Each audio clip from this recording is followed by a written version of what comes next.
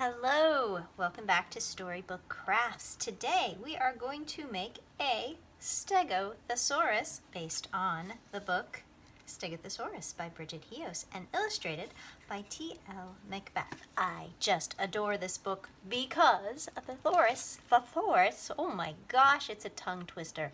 A thesaurus is one of my favorite books. It is the dictionary's cousin. It is a long list of words in alphabetical order with their synonyms. A great way to add more detail to your writing and your life.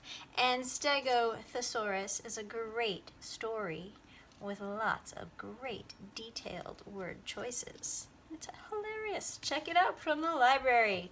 How are we going to make our own Stegothesaurus today? Here is what we need. A cardboard tube, one of my favorites. Just one today, make it nice and clean. So take off all the paper in the places that you can.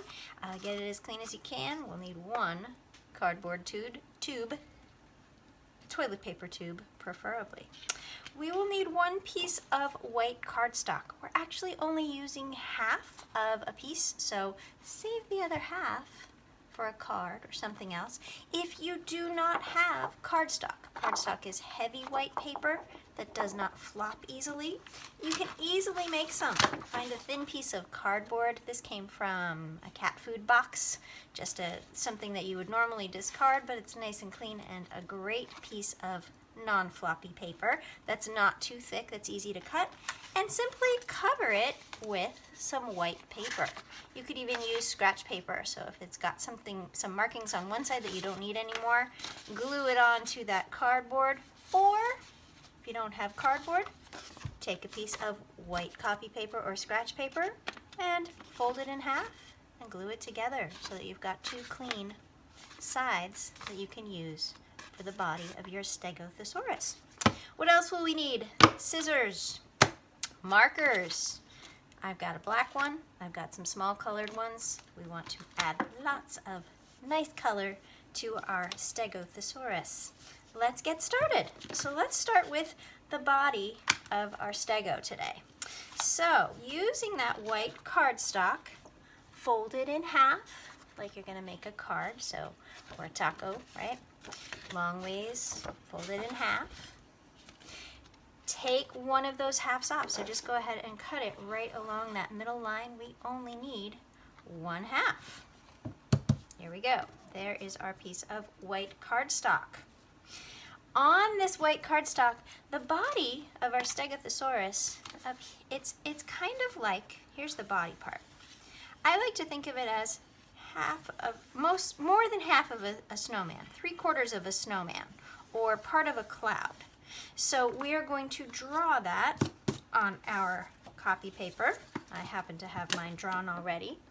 So that is half, or 3/4 rather, of a snowman with a little tail. How are we going to draw that? So let's see. Here's my outline. There's the head of my snowman.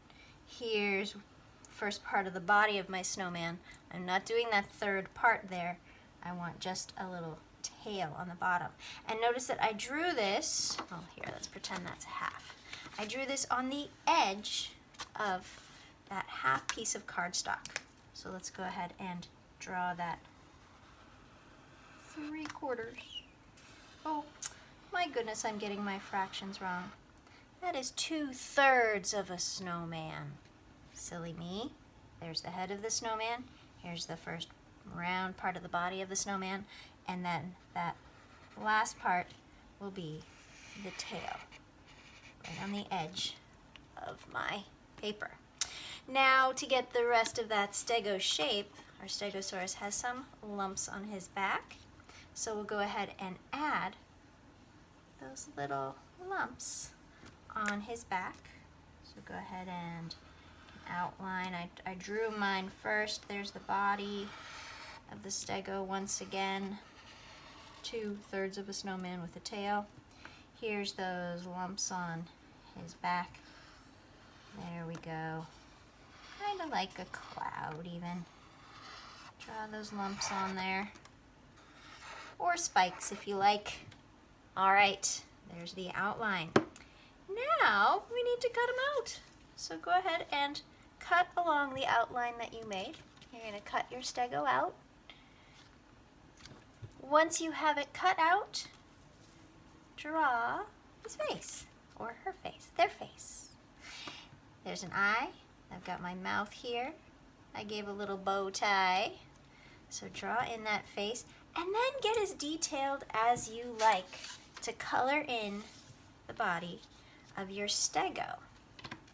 You'll notice that mine has a word on it. We're going to go over that in a moment. All right, but go ahead and decorate your stegosaurus however you like on just one side. Give them a face, give them a little bow tie if you like, spots, circles, dots, stripes, however you like to color it. Let's make the feet. That's where our tube comes in, and our scissors. We're going to cut this tube right in half, and we want to get it as close to halfway as possible. Before we cut, to get our scissors through, let's squish the tube all the way so it's flat right in the middle. And to find that halfway spot, we can actually just fold this whole tube in half. I want to get it as close to the middle as I can. And don't worry about squishing this. It will round itself out when we need it to. There's my halfway mark. I'm going to cut right along that halfway mark with my scissors so that I end up with two nearly identical tubes, about the same size. Those are going to be the feet of my stego. And since we've already got that one squish started, go ahead and squish right in the middle again. We need to make some slits for the paper part to fit in. So go ahead and squish each of those tubes right in the middle. Use your scissors to cut two slits right where we squished on each tube. Just two is all we need. Okay, go ahead and squeeze them back out there so that they're nice and round. Those are going to be our stego's feet. We've got to draw some toes on there. So let's see, this is going to be the front of my stego. I'm going to make his toes kind of, let's see, right there. So kind of one in the middle, using that halfway mark again. There's one toe. Maybe I'll do some toes back there too. We'll just do that side. There's some toes. Do the same thing over here using that halfway mark. Make three toes there. There we go. Maybe I'll give them some claws. All right, there's the feet of my Stegosaurus. And let's see, that goes this way. All right. Now I'm ready to slide my Stegosaurus in. There's still one step that we're going to decorate, but I just want to test it out.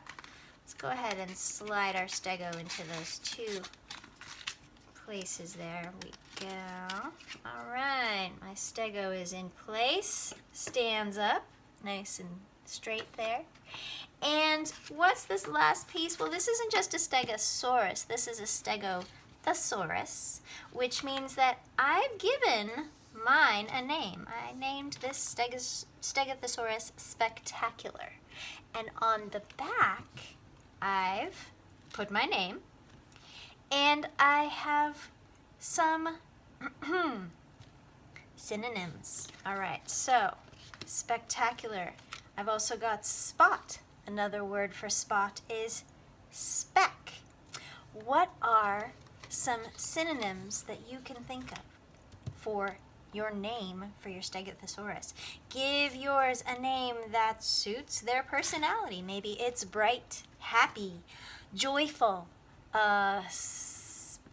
sparkly, anything you like. And then think of some great synonyms to put on the back.